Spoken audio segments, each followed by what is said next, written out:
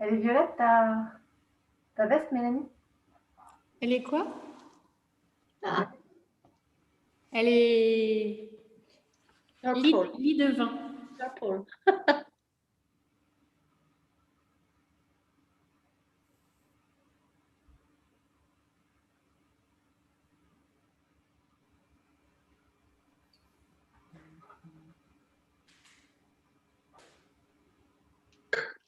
So we are online.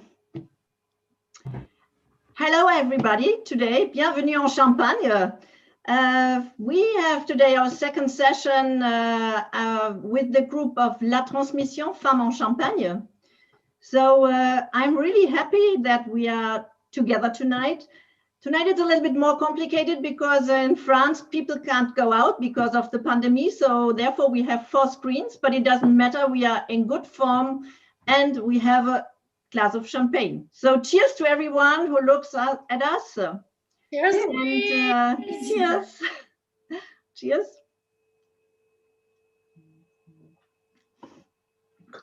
I am very warm welcome to everyone now, and my name is Gerhild Burkard, and I am organizer of the first international sparkling festival in Germany, and your host tonight. And naturally, I'm very combined with champagne because I'm champagne ambassador as well for Germany. So we are tonight in Champagne. We have 3 women on the screen from the group of La Transmission. Sometimes perhaps I speak French because I'm really talking French when I speak to French people. So sorry for that. I try to remark it. And on the screen we have tonight, on the stage, we have Alice Paillard from the famous house Champagne Bruno Paillard. We have Delphine Cazals from Cazals Champagne, and Mélanie Tarlant, the Champagne Tarlant. Tonight I'm happy because last week we have the first session. We talked about a lot of different champagne. Tonight we have our theme is diversity. So what does it mean? Diversity, it's you are really different women with a different approach. And there is another approach to champagne, to the area, to the grapes, and to the soils.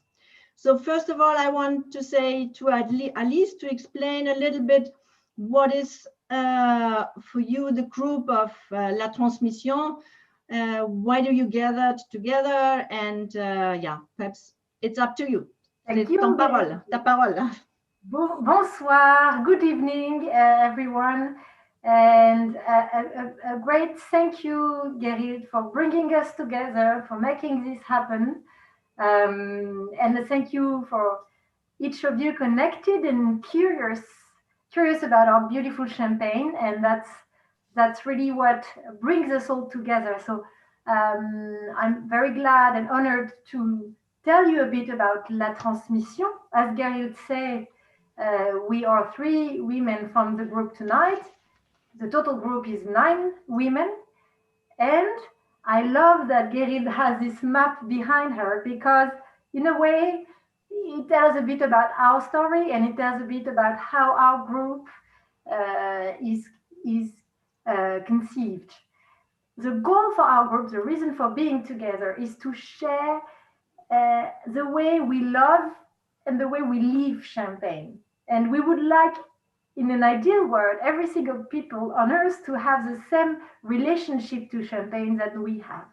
So yes, that means share a lot, share our passion, sometimes maybe share knowledge or share a perspective on champagne, but understand that champagne is a very lively region, lively wine with this famous diversity you have mentioned, Gerhild. And I guess between last week's live and tonight's live and the next one, going through the different realities of each of us, it will be already a great illustration of this diversity. So that is the strength of this group, bringing together women from very different size producers, some very focused, smaller, some medium, some larger, from very different areas and terroirs of Champagne, from different, maybe not generations, but different stages in life, and from histories of productions, some being extremely ancient and some being more recent, with obviously different backgrounds. And this is a diversity that gives a lot of wealth, depth, richness to the way we work together and to what we can share with the people speaking of Champagne. So it's we have 9 different characters as well. And last week we have had Anne Malassagne, Maggie Henriquez, and Chantal Gonet. And in 2 weeks ago, we will have the 3rd group. So there was another approach. So I think it's for me, it's really, you're really presenting the Champagne because of these different areas and your different histories. So I have my stream here, and I see that Charles Curtis is looking us from New York. So we have had a Zoom together 2 days ago, and so thank you, Charles, for joining us. And so we come now to Mélanie. Mélanie, you are really in a family domain. And explain us a little bit what happens with you. Why do you stay in your domain? And yeah, what is your domain? What does it mean? How do you work? Okay, so as you said, I'm a family, I will say grower Champagne more than domain, because my family is growing grape first, and then following with the wine, and then everything from the beginning to the end. We don't buy any grapes. We don't sell any grapes too. So we really believe in this idea of the grower in Champagne, which express where it's coming from. I mean, back to the history of who are your ancestors, and who I am today is really connected to that, to all my different ancestor history.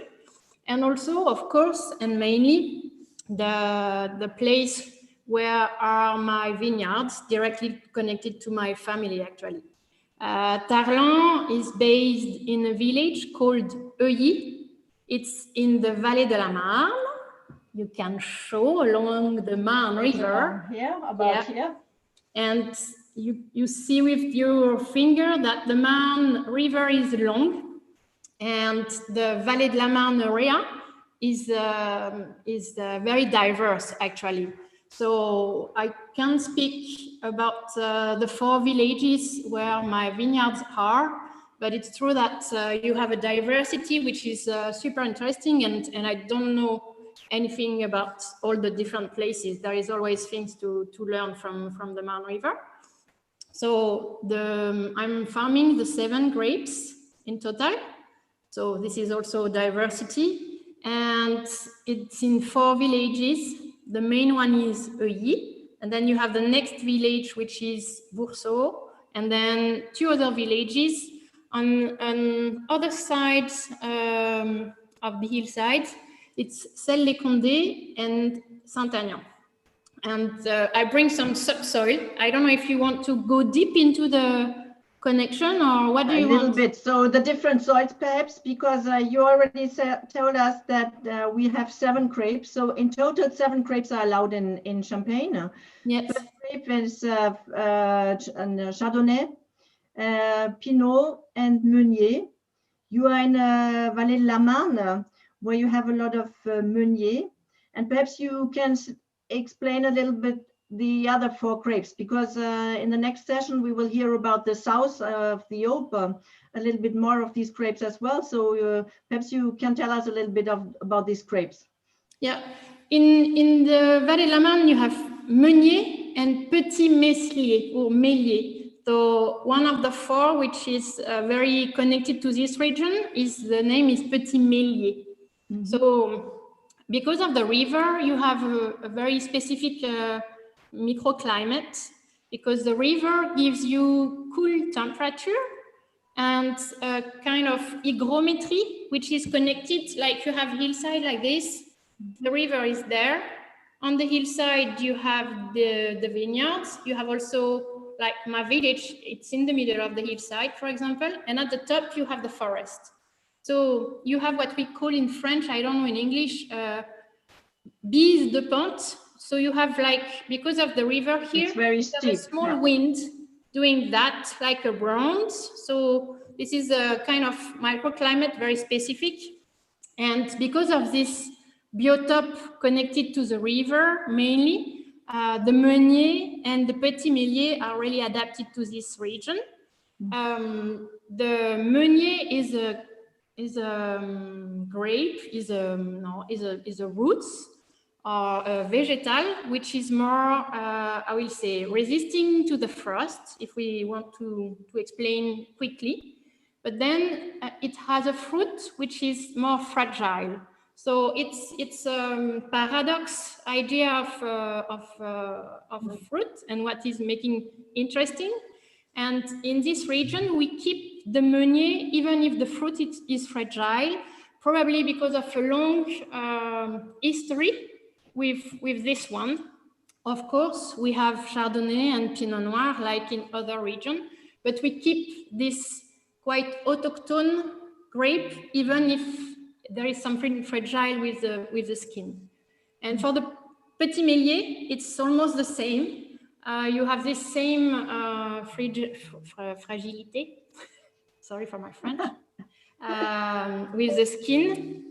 And then the petit mélier is really adapted here, thanks to, I will say, coolness. And then you have enough sun to have also a ripeness, which is the most difficult with this grape. This is why it almost disappears. And then you have something which is quite fresh for the wine, with a long aging capacity for the champagne. So if we are talking of the other grapes, we have Alban as well. And then we have Pinot Blanc and Pinot Gris. So they are more in the south. And in total, you have more than 99% of these principal three grapes, Chardonnay, Meunier, and Pinot Noir. And so it's a very specific thing in your champagnes, and it's very rare. That makes you so rare, and that is what I think. So another approach to make champagne, to save these old grapes and to got it. I see now that Christine Meyer, she's online as well. She's in Italy, so she's ambassador, champagne ambassador as well. And Petra from Everchamp, she delivers all the champagne. She organized it quite nice. Dankeschön, Petra. Vielen Dank. I think now people are waiting that we open a bottle or drink something. We have already started before a little bit thirsty, to warm us up. It's good. If you are very nervous, it's good to have a glass of champagne and to have some bubbles. So, Mélanie, what do we have in our class? It's Tarlant Zero. I'm really happy, Gerhild, because this is the new thing to have champagne every Sunday night. Thanks. Yeah, it's easier. Yeah, it's better for this. Yeah. Mélanie, stop pretending it's new for you.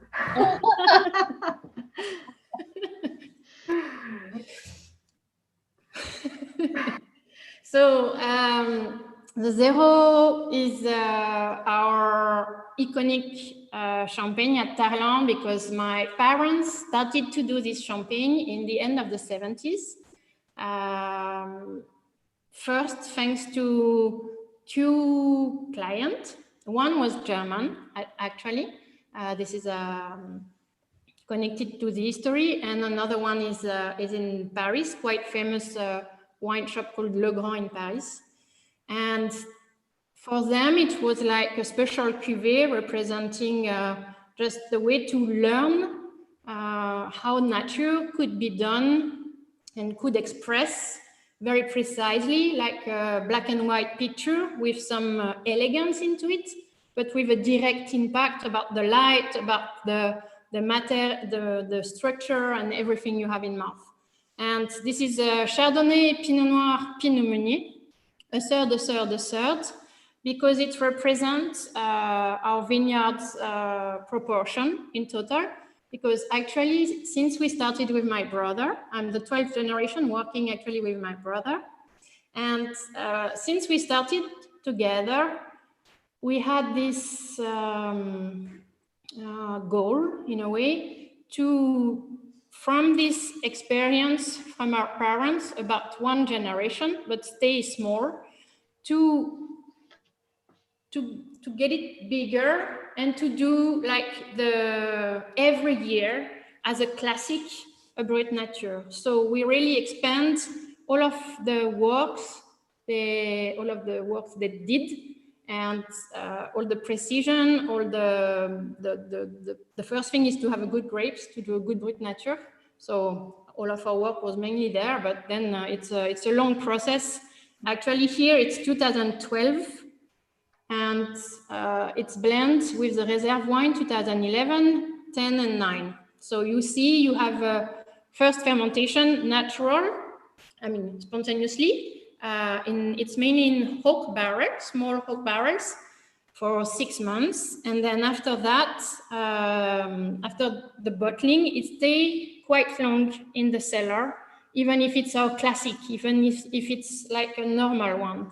It needs that time in order to express the terroir dimension and in order to have a very democratic, nice mouth, I will say, something which is easy to drink, because an everyday champagne for the Saturday, the Sunday, Monday, blah, blah, blah, need to be easy to drink. So this is why it stay like here, it's this gorge, January 2019, so 6 years on the list. Okay.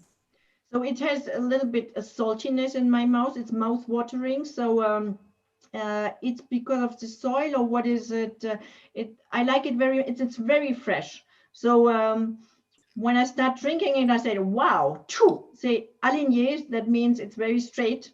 Yes. And but you are working with oak as well. So, but there is no remark of oak. There's perhaps a little hint of creaminess at the end, but it's very, very fresh, I think, for me. Yeah, the idea to work in oak is really to have, that is something coming from the nature, and it works, it breath. The wine is breathing itself. So then after, interesting to have his long life on his own and having his harmony. The freshness is something connected to the terroir with the Marne River, and also connected to the soil. In Neuilly, for example, you have a diversity of soil at the bottom. Yeah. You have what everybody's known, chalk. Chalk. And this is a very important thing in Champagne in the north, the chalk. This is very important. Yeah. And then in my village, so the third part here is chalk. And when you go up, you go to a diversity of soil, which is like limestone from the Lutetian period. So it's like about 20 million years after that, after the chalk, which is companion. And you can have the one which is famous for the Meunier. I don't know if you can see. Yeah. Okay. Yes. Clay. It's clay soil mixed with limestone. So in Neuilly, you have like a yellow clay. In Boursault, you have a more red with more iron. So you have a very diversity of clay, which is giving something more, okay, how can I say? Giving more generosity, and which is the reason why it's well connected with the Meunier, for example.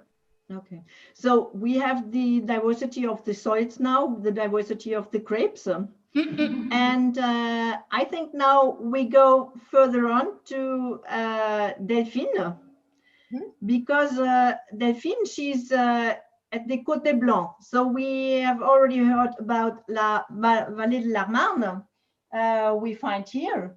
And now Alice, she's sitting in Reims. and she will explain us later about her champagne and where they have their grapes.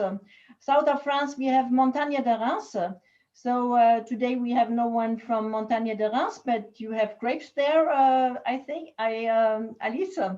And we are now here at the Côte de Blanc. It's the third area. And in the south here, about 140 kilometers from Reims, we have the Aube, la Côte des Bars.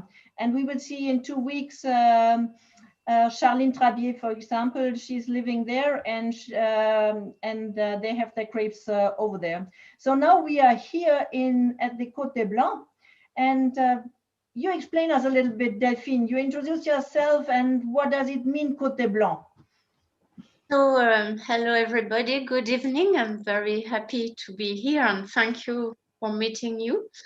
The Côte des Blancs, so I was born really in the Côte des Blancs. I was born in Épernay, and my family is having had the company since I am the fourth generation. They started in 1897. It was like Mélanie, we were first growers, and my grandfather decided to start with making some wine, and after my father also continued, and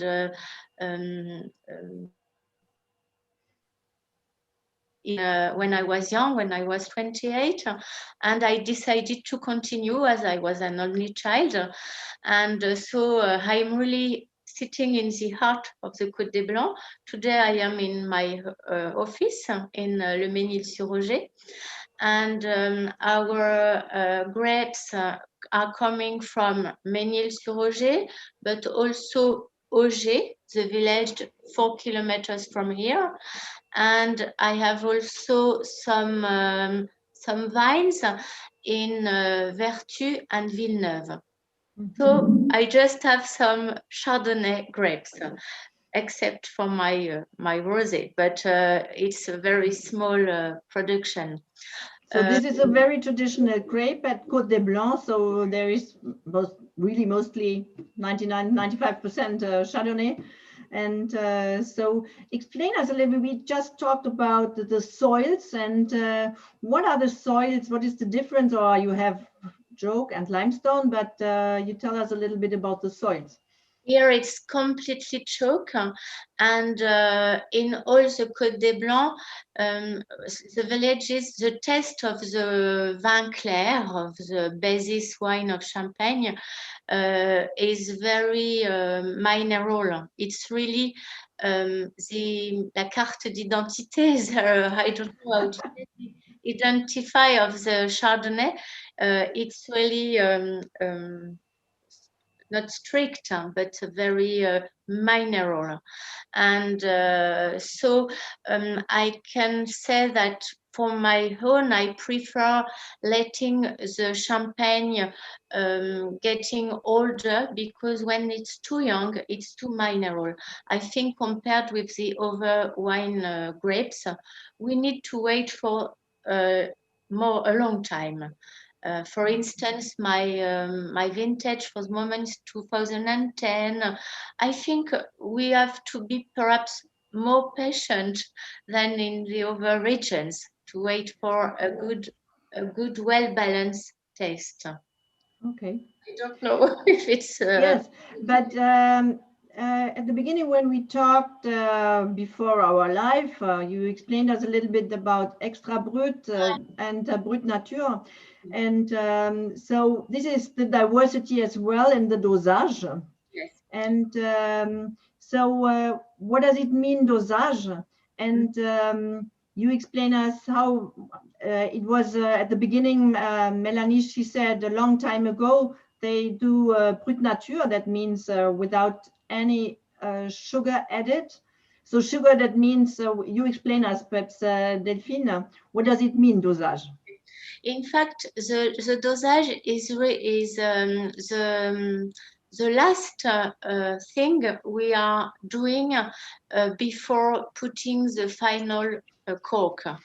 So we riddle the deposit, coming from the second fermentation. After we disgorged, and just at this moment, we put some sugar. It's in fact a liqueur made of sugar cane and old wine very often, something with barrels. That really depends. It's the secret of each house. It's like when you put some in your cook des spices. It's really, but the dosage is very important. But now it's more fashionable to add less dosage, because we can have the purity of the wine, of the grapes, and I think the taste has changed all over the world, because now my father started, I think it was in the 90s, we started to put less dosage, because whenever some customers were coming at our office, at our company, they wanted to my father, Mr. Cazals, we would like you to disgorge one bottle of one special vintage. And each time people were saying, oh, we would like to buy this. And in fact, we were not doing some. And because they were so amazing with the taste, the taste of, and really with zero dosage or extra brut, we can have the real taste of the year, of the vintage. And so we decided in, I think, 1992 to create a special cuvée. Okay, so one moment, if we are talking about dosage, Yes. we are live and normally people are joining us from Germany. So I have some cubes of sugar here, and one sugar cube here in Germany, it's 3 grams. So the dosage is something at the end of the before corking, you already said, and that means there is a sugar liqueur or whatever, but inside, to put it inside. And if you have zero dosage, so maximum you are allowed to have 3 grams sugar per liter in one bottle. Mm-hmm. So if you have a Brut, so this is very important in Germany, because you have in Germany you have trocken, that means sec, and but you have as well sparklings which are labeled with Brut, and that means Brut. It's only like this here. It's only the Brut. Perhaps you can see it, and Brut, that means maximum 12 grams sugar per liter. So that means you have a lot of cubes inside. So if you have 8 cubes, and then you go further on, you have a tri sparkling. So it's written tri or trocken. And that means that you have between 70 and 32 grams of sugar. That means more than 10, about maximum 10 of these sugar cubes. So it's so if you like very dry sparklings, it's not the same with the wines, because still wines there is trocken and semi-trocken or whatever, dry. So it's not the same with the sparklings, but in general, all over the world, it's like this. You have Brut and maximum 12 grams sugar. So if you are looking for a really dry sparkling, you have to look, it must be labeled with Brut or extra Brut, Brut Nature. But now I think we come to your champagne as well, because it's behind you and I want to taste it as well. Yeah. We spoke about extra Brut or Brut Nature, but I wanted to tell you that most of champagne are, thank you, Cazals. Oh, the label is not, it's okay, thank you, thank you. It's okay. Yeah, it's because of the light here, so. Yeah. Because the dosage can be very, very important in some for some vintage. It can really finish and balance the balanced the taste of the champagne. It can be very important. Yeah. But now we will see what is important now in your bottle. So cheers again to everyone, and good idea. Cazals with the champagne of Cazals. Cazals is a name from Spain because my great-grandfather who founded the company was making barrels. So he delivered some barrels and he fell in love in champagne. So it's a Spanish, Spanish name. So this is now extra brut. It's maximum 6 grams sugars inside, maximum. And so it's very creamy, I think. And we have to talk about something, Mélanie, later about the food combining. And we already talked about what can we eat with this kind of champagne. What is it? What is inside? So it's Chardonnay, pure Chardonnay, because you are at the Côte Blanc. And how long was it in your cellar and on the yeast? Okay, so it's a blending of the two villages, Ménil and Auger. In Auger, it's coming from a walled vineyard, a clos, because we have a clos. And so it's 50% Auger, 50% of Ménil. The dosage is 3 grams. I don't remember if I told you before. And it's creamy because it's not young. It's a basis of 2013. And Auger is more full-bodied than Ménil. So that's creamy. It's really remarkable. It's really remarkable.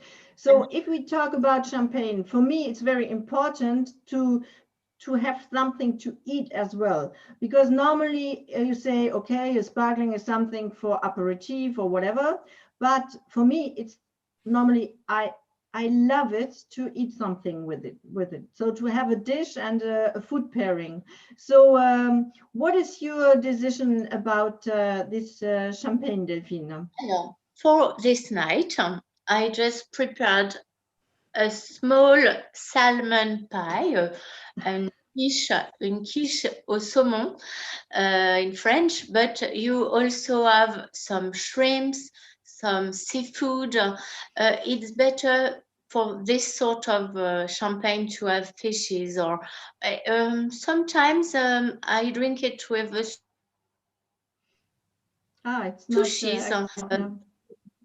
And aperitif is better, but after you can do what you want. But salmon, it's very good with it, I think so. Yeah, I think as well. It's very good. It's a good combination. And Mélanie, for your champagne, what is a good combination as well? What do you think? I bring something that you cannot recognize because it's really like almost like a stone. Oh, oyster! Oyster. So it's Brut Nature is good as a start for an aperitif, and then of course with oyster it's perfect. Because it goes directly to the minerality of the subsoil, and it was a tropical sea here, so this is perfect. It's perfect. Okay. And you can also put some champagne into your oyster. For sure, Sunday, no? Sunday, you can do that, of course. That's good for a Sunday night, Mélanie? Yeah. Perfect for a Sunday night. Exact. Perfect. So we are traveling a little bit around. Now we go to the north again, to Reims. And this is Alice. We have heard her at the beginning. And I know her father, and I met him several times. I have been in your in your caves, and it was very impressive. And he has been in Germany as well several times. So for me, the first question is, what is your inspiration to go? I think we say to go to in the footsteps to your father, and And it was your first decision to do it or not? Because I have read about something about you and you traveled around. So explain us a little bit your story, your history. Linking back to the diversity we spoke about in the introduction. So we have 12th generation with Mélanie, 4th generation with Delphine, and 2nd generation with me. So, and you come from absolutely focused growers viticulturists who then started to make their wine. And for my history in the Paillard family, we are a recent house. My father started it in 81 from an old Champenois family, because our family have been growers and brokers, grape brokers, for 3 centuries, as far as we can find traces. But he started his own maison, so house, meaning we can both own vineyards and or / purchase grapes. He started with no land, so that's how he started in the early 80s in 81. And so we're small, what we call a boutique house, because the size is not what drives us, but maybe a bit also of an unusual house in the fact that in the end of the day we farm a majority of grapes ourselves. We farm 70% of the grapes, but we still purchase 30% of the grapes we use from the same families, the same villages, since now most of the time it's generation 2 for the growers we work with also. And so to reply to your question, Gerhild, that's really not the way I asked it to myself.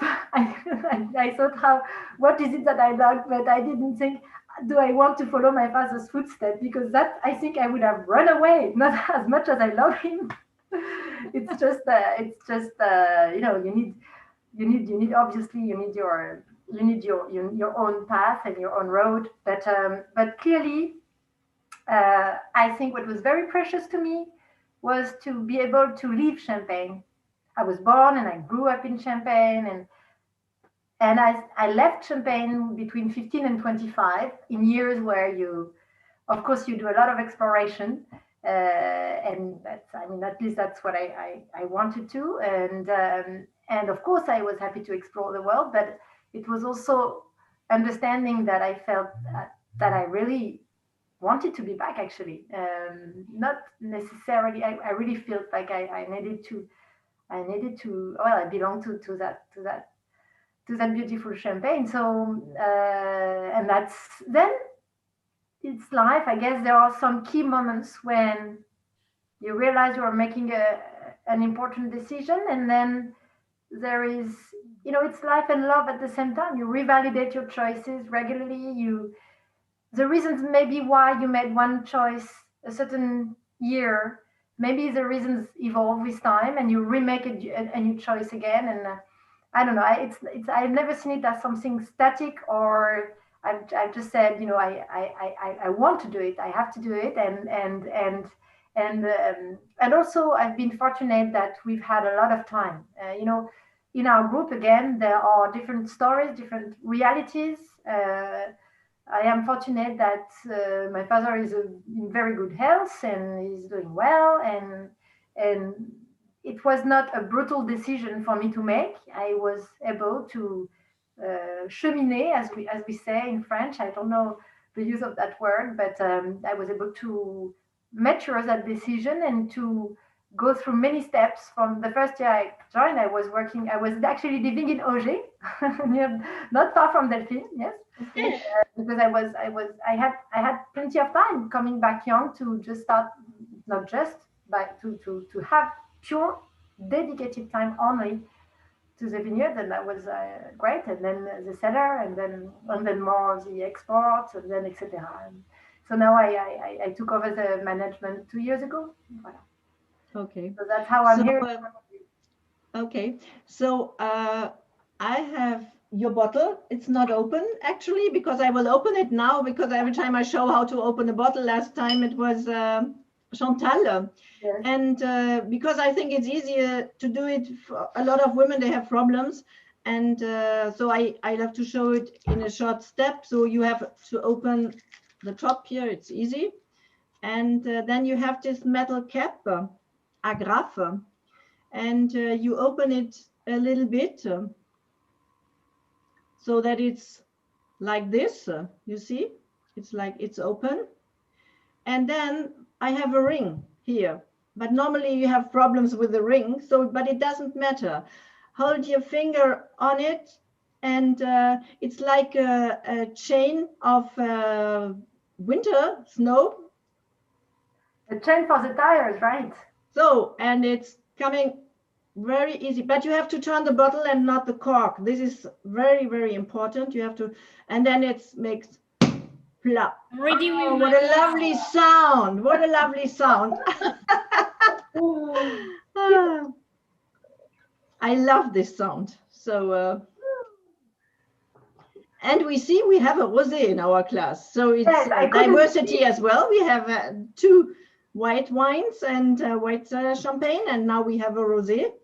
And explain us a little bit what is in it, and what is this special kind of your champagne? With pleasure. Rosé Première Cuvée. It was difficult for me to taste at the same time than Mélanie and Delphine with my pink glass.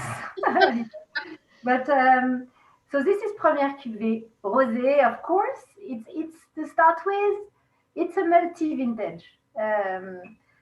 It's a word we like to use because it's not a coquetry, but it's most of champagne wines are made with what we call non-vintage, and we don't really like that word because it's a negative form and it does not really explain what it is, and we have to use the word multi-vintage because it truly is one, because quite early after he started in 85 exactly, my father started to build a perpetual reserve system. And so for each of our MVs, we have 4 different MVs, have their own reserves, which includes each year a base year assembled with the reserve wines of the year before, which already had the reserve wines of the year before, etc. So that's why it's called an MV. And it is an extra brut as well. I think we have a crescendo here in dosage from the 3 wines you have tasted. We always, it has always been in our idea to be seeking for purity in the wines. So they all have dosage that is, we're looking for the right balance, but it happens that they all are below 6 grams and have been for 10 years, but it doesn't mean they are 0. Some are 0, some are 2, some are 4. This one is 5. So voila. But it's particularly interesting also on a rosé to keep that dosage low. It has a role to play in the balance of the wine, in the aging of the wine after disgorgement as well. That's a theme we are very interested in at Maison BP, and dosage also has a role to play in this post-aging life after disgorgement, but it must be almost not noticeable, and that's when we think we have reached the right balance, if we find it not too noticeable.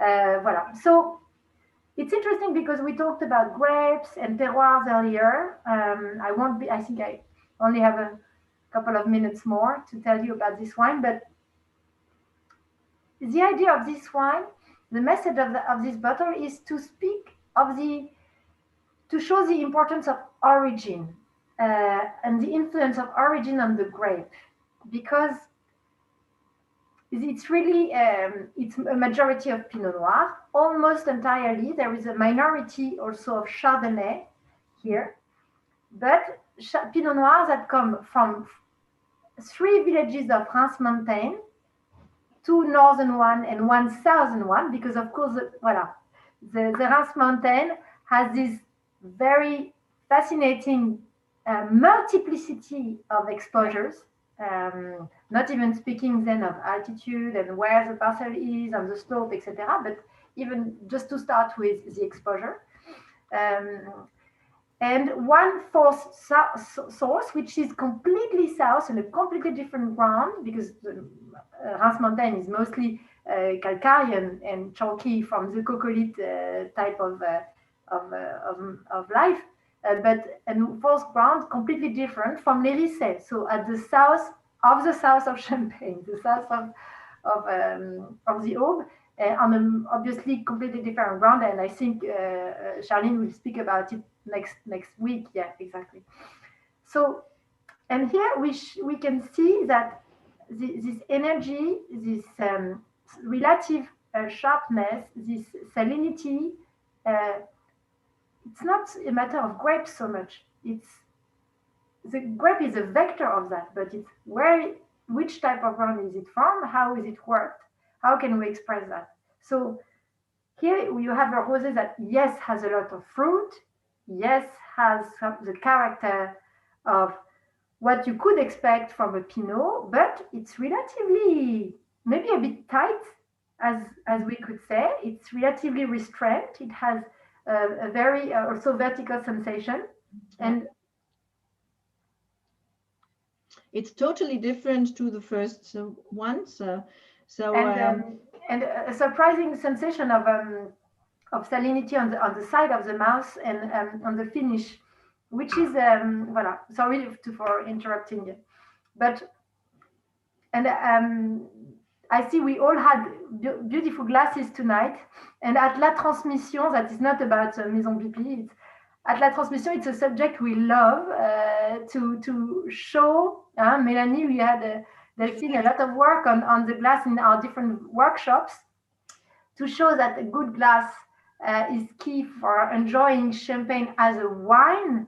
And I wanted to say again what Maggie said last week, and we all embrace that at La Transmission, is that champagne is the most joyful way to taste a good wine. So we need a good glass, a good bottle, and good company, but voila, most joyful way for a good wine. Yeah, for me, it's when I talk to champagne, I say every time I say wine in German. Also, I say wine. We have a wine in our class, and people are looking at me. Yes, but we have champagne in. But for champagne people, it's wine. So therefore, it's now already in my blood, so that I say a wine. It's a wine in the class. So it's more fruity, and but what is interesting in this as well, because it's a rosé, and in champagne you have different kinds to make a rosé. And I think it's important to explain a little bit what does it mean. It's diversity as well, so of different kinds to make rosé.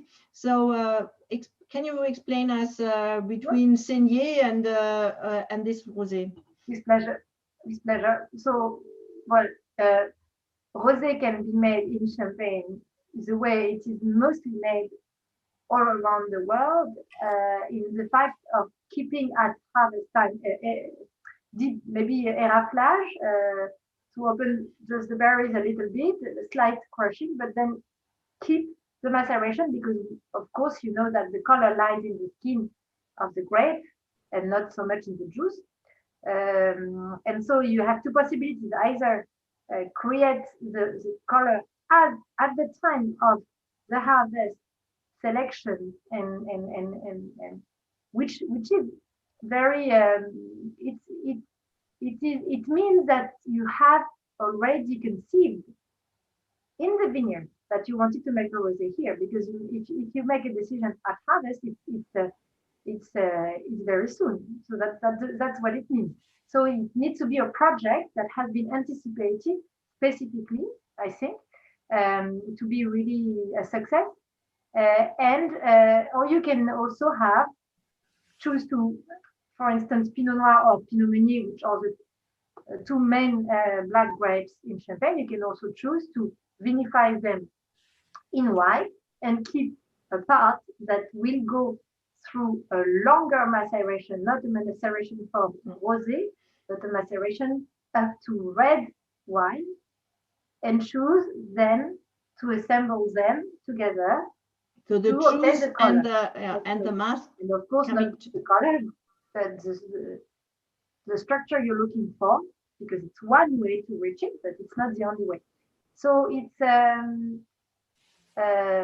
are the two possibilities in Champagne.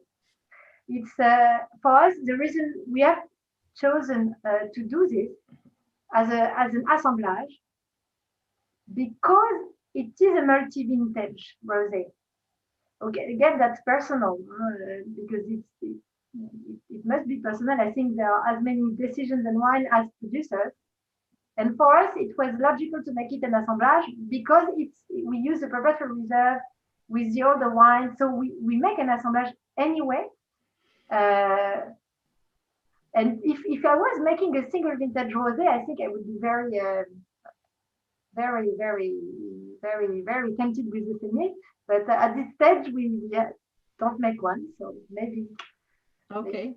So Delphine, you make a rosé as well. So you do a saignée one or an assemblage? That means a cuvée from red and white wine. In fact, I have two rosés. I have two rosés. Both are from assemblage. And to answer it, it was funny to answer you, Alice, because it's the first time I made one with just a vintage, 2015, with the shape of the claw, the bottle claw. I have two different. That one is the last one, and I tried. I tried because I thought 2015 was good, and so we called it 15. Okay. And it's made of some grapes from Claude, and the blending is normally, because I prefer that color, salmon for me, like yours, it's very clear. I like your color of rosé, Alice. And so I buy, because I don't have any grapes, from Pinot Noir. So I decided to do this because I have a very good friend of mine who is in Verzenay, and he's making very good red wine with barrels. And one day he asked me, "Oh, please, Delphine, could you sell me some grapes from your company, from your vines?" I said, "No, I keep them." And a few years ago, because that was not the first time, a few years ago, I told him, his name is Patrick Arnaud from Champagne, Michel Arnaud. And I told him, "Okay, Patrick, it's okay, but you sell me some good red wine to try to do a rosé." So I made it. It was perhaps 10 years ago. And so we blend, that depends on the color of the red wine and the taste, but normally we add 12% of red wine from red wine. Okay. And Mélanie, I think you do a rosé as well? Yes. For the sister of this one, or the brother of this one, Rosé Zero Brut Nature, it's a blending rosé, because the idea is really to have something, as I said, for an everyday champagne. So the balance between the freshness, the tannins, the structure, the matière is really important in that stage, to have a good bitterness, a good minerality, and so on, but round and easy to drink with everybody. So the blend is interesting at that point. But then, depending on some harvests, some vintages, connected to different terroirs, different lieux-dits, we are also making some rosé de saignée.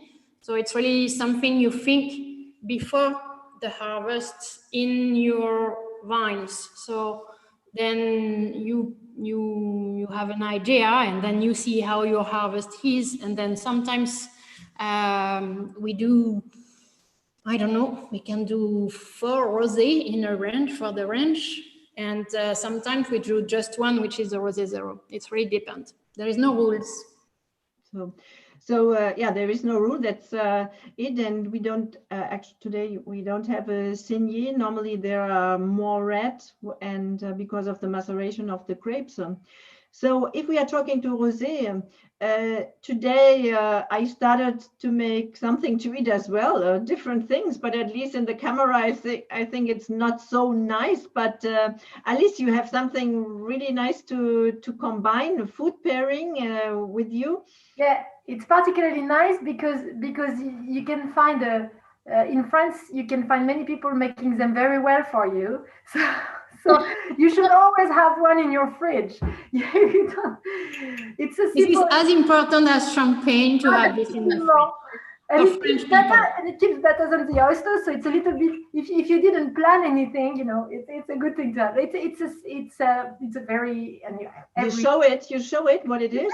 It's because the people in Germany, they don't really know. It's a kind of pâté. Well, it's called a pâté croûte because you see the pastry or the pâte around, and inside you have a kind of a terrine that can be from rabbit, it can be from pork, it can be from type of birds. I'm sorry. It can be from gibier, etc. This one is from pork, and it's very nice because you have the liveliness of the wine, the fruitiness of the wine that refreshes this dish. It's a bit of an intense. The wine can handle that, no problem. It's a bit intense. You have the meaty sensation, and at the same time, it makes maybe this dish, which is simple, good, not particularly refined, but simple and good and easy. It brings it a bit of, a bit of sparkle, a bit of finesse, and they complement each other quite well. And I like to provoke this wine a little bit because the first sensations are a lot about elegance, delicacy, finesse. Yes. And our wines often are like this. They never show the shoulders in first. They're all a bit slow. And then when you provoke them with something that can be a bit spicy or a bit intense in terms of meat flavor, they will show more of their strength because they have a lot of reserve wines, long lease aging, etc. So they have a power, but it's a soft power, if I can say, a bit like the Transmission's power. So I think your Transmission, they have a lot of power, your women, I am sure. I have done something because now it's mushroom time. And in Germany, you say Pfifferlinge, so les Chirolles. And I have done a Chirole with, you can see it perhaps a little bit like this. It's a green. And it's a mushroom. And I have done it with the chicken breast. And you have it because you have these aromas of something that which is a little bit stronger, and this herbal added. I think it's very good for the tannins because you remark a little bit the tannins here. And I have done another thing, but because last time we talked about cheese and champagne, because I was in Jura and I have done a gratiné of mushrooms, of white mushrooms, and it was very good. I tasted it before, but to show in the camera because I'm not a 3-star cook. I'm a 1-star cook, but yeah, but people say to me, but the presentation is not so nice. But there is a small, because I have a garden and I have some plants in the garden as well to eat. So, but you can eat grilled mushrooms or a gratiné from mushrooms with Comté cheese, for example. So it's a very nice dish, I think, as well. So it's for me, it's nearly a must for all our visitors today to try something to eat with it and to combine it with food because yeah, it's very joyful.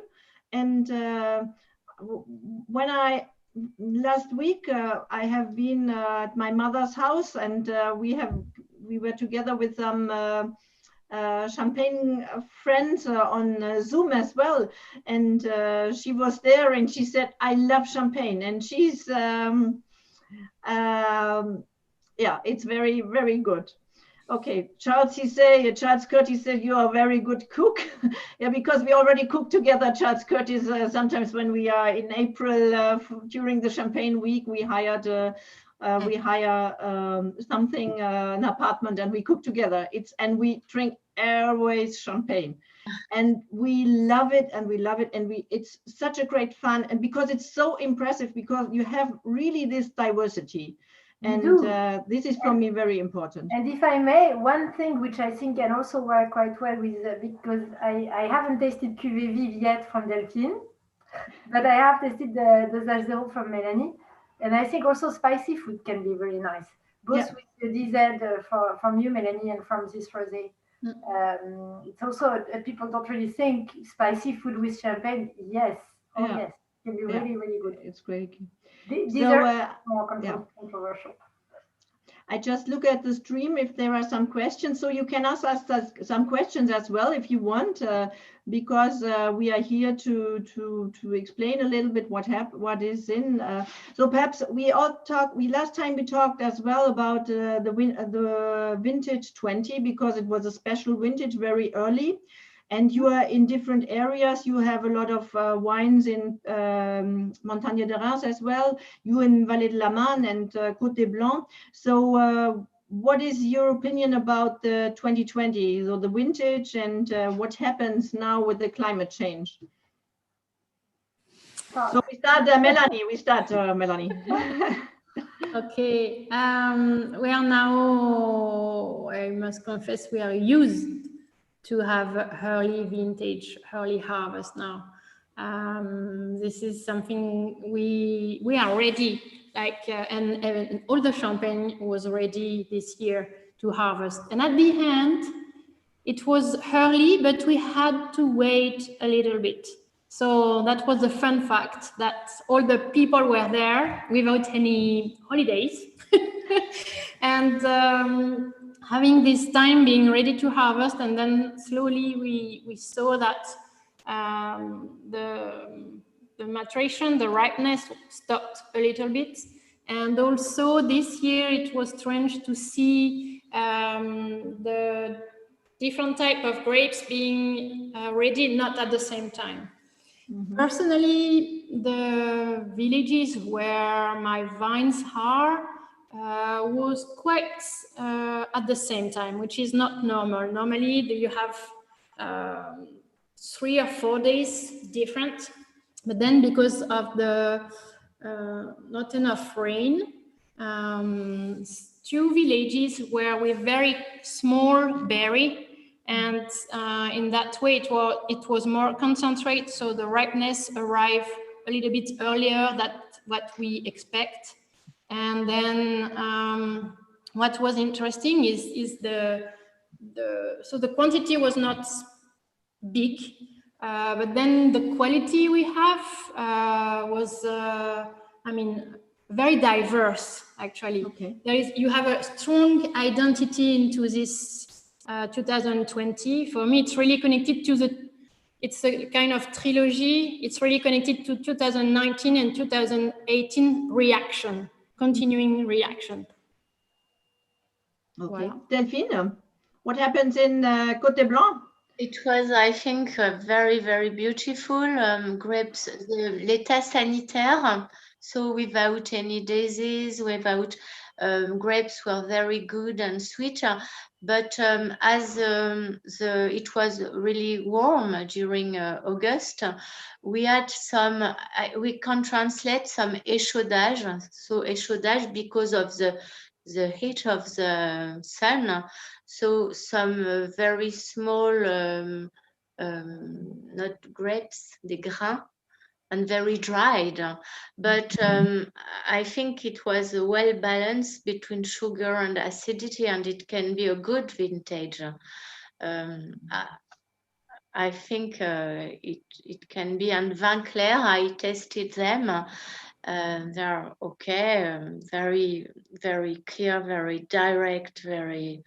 It can be in the Côte des Blancs vintage, but we'll see. We never know because before testing all the barrels, the vats, and we'll see. Yeah. And Alice, for you, was important. You won't catch Delphine making a declaration on 2020 as a vintage. That's called experience. But for me, there is one word to qualify 2020 is serenity. It's as Mélanie said, we were all up and ready, and then we all, I mean, most of us chose to wait, and well, the yields were much lower than we thought in the spring because of the drought, which in the end of the day is so that means that was in the end of the day less kilos to bring in every single day, as simple as that first, and also beautiful. I mean, the weather was so helpful during harvest. I mean, when you have cool, yes, we've had 4 or 5 days that were very warm, but cool nights. So it was really helping us to make the right decisions and not having to rush. As far as we're concerned, we're on 16 villages and a little over 100 parcels. And so it was, I really appreciated it. We always work with 2 different teams. We have 3 different press, so we can adapt. And I thought it was really, I mean, yes, we had to do more kilometers this year, change plan, but we always change plan anyway during harvest. And we were helped in that by, as Delphine said, beautiful, healthy grapes and beautiful weather during harvest. So we in the end, those we waited for the longest were the Chardonnays, clearly in Côte des Blancs, in Ménil and Auger, predominantly. These were the one we had to wait for. They ripened even slower, but voilà. So we will see in terms of balance. It's very also, of course, tempting to put them in the famous 18, 19, 20 trilogy. But voilà, patience now, patience. But what is strange for this year, it had been very early season when we were in March, April, May, June. It was like a sprint all the time. And you have to adapt and react very, very fast. That was what the people we will remember that. And I don't know how it will impact the identity of the wine at the end this spring but this time had been like, wow, it was like super sunny. Super fast. And then, that was the strange fact. But then at the end, peaceful. Yeah, I think this is a challenge for every champagne. You have to wait, and at least you don't really know the result at the beginning. So the grapes are so different. The development of the grapes are different, and how do you produce? This is the diversity of the whole group. Some of you are producing in barrels, in stainless steel vats, and you use reserve wines. We didn't really talk about reserve wines. It was last time we talked more, but reserve wines, that means wines which are older than the wines of the year. And some of them, they use wines 10 years old. And what is your, Alice, what is your wines? Which reserve wines are your oldest wines? Well, 85. But I never wrote the Excel formula.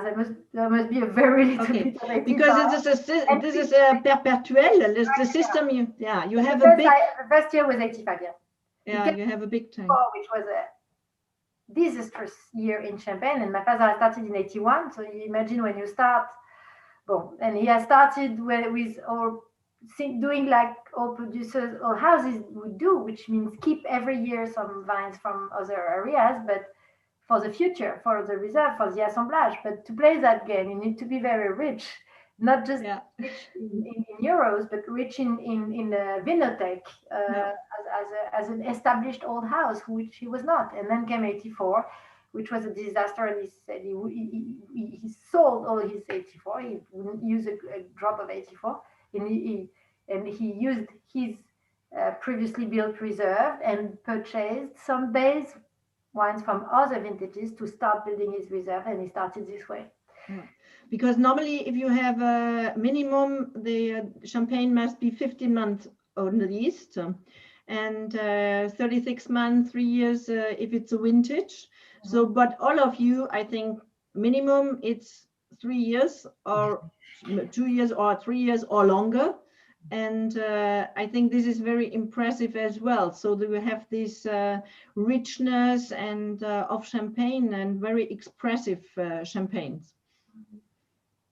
So I think Delphine said something interesting. She said that the higher the terroir, the more demanding for aging the wines are. Otherwise, so what are your oldest wines, Mélanie? You know Good it? question. Good question. I'm a bit, I don't know. There is vintages which I don't know the year actually. So from but they are old. I will say the 70s, something like this. Yeah, so very old as well. Older, so, yeah. So this is impressive. You can use it as liqueur as well to put it at the end after disgorging. So there is a different type of champagne as well and different taste. So I think we will come to the end. It was again a challenge and for me to meet you tonight because normally of 4 different places now. I'm sitting in Cologne, Germany, Ménil, and then Vallée-la-Marne and Reims. So I was really happy that we have been on the same screen, and I love it. And for me, you were all born in Champagne, you have this knowledge, but you have a different approach. And this, I think, is for me very impressive with La Transmission. And the group is an example for me that women have a force. They are very strong, and that we can rock something together if we want to do it.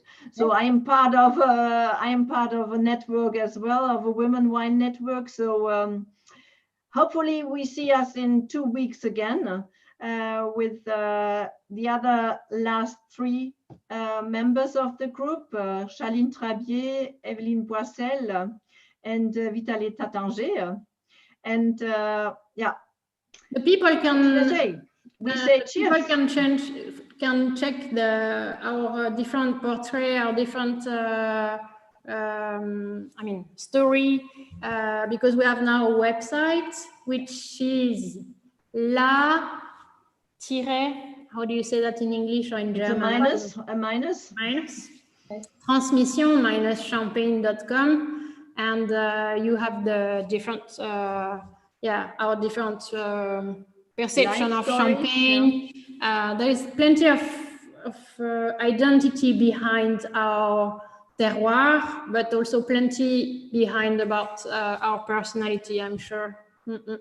Yeah, and I think you all have these different stories on your website as well, and it's very, very interesting. It's very interesting, I think.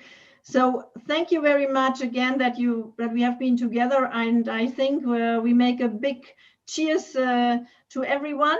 And attendez, je suis pas prête là, j'ai tout bu. Oh, very vide, ça va pas. Very vide, ce n'est pas possible. If the glass is empty, that is not working. So I take a little bit more. Thank you, Gerhild, for bringing us all together, and thank you, Petra, also for. Yes, it was a thank you to Petra from Everchamp in Düsseldorf.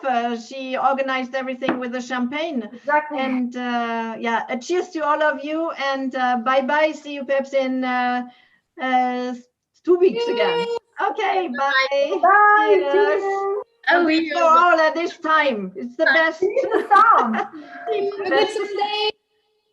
Do it like this. Yes. Bye-bye. Bye.